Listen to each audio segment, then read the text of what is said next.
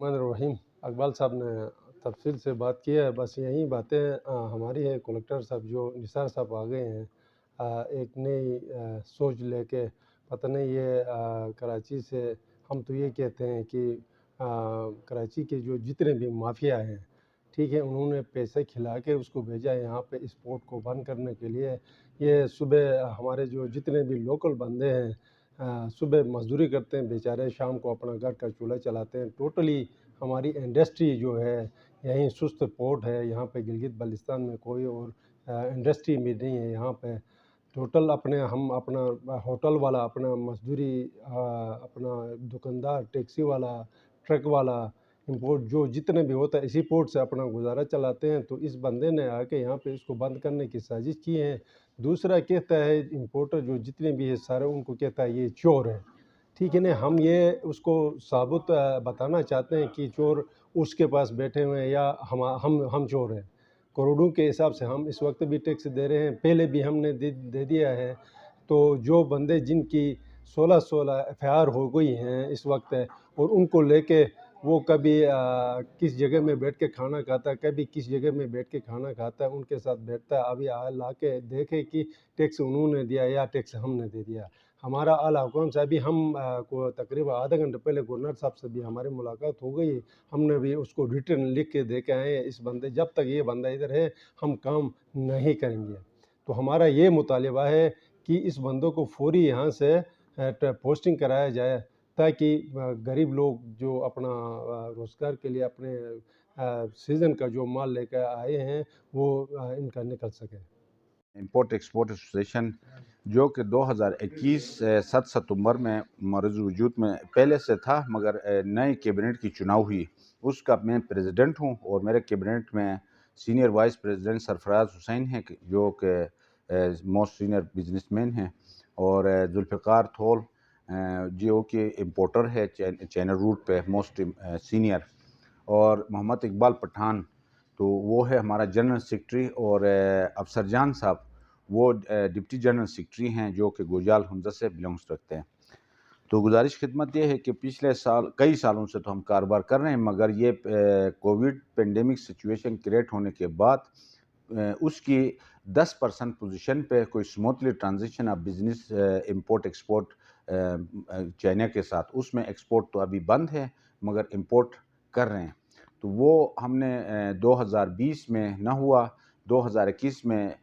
کچھ ہمارے آپس کے معاملات کی وجہ سے وہ مشروط طور پر ٹائم ٹو ٹائم تھوڑا کام چلا، مگر اس سال کچھ گزارا پوزیشن میں کام چل رہا تھا۔ تو ہماری پاس پریکٹس میں حکومت پاکستان بالخصوص فیڈرل بورڈ آف ریونیو کو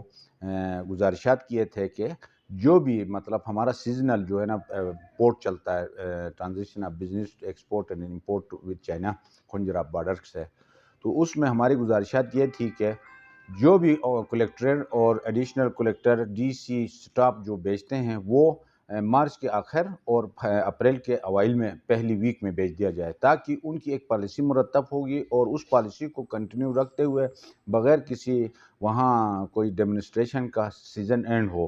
تو وہ سموتھلی ٹرانزیکشن آف بزنس پہلے پاس پریکٹس میں ہو رہا تھا، مگر گزشتہ سال اس کے اندر چینجنگ آیا، اور اس سال اسی کو کنٹینیو کرتے ہوئے انہوں نے کلیکٹر کسٹم کو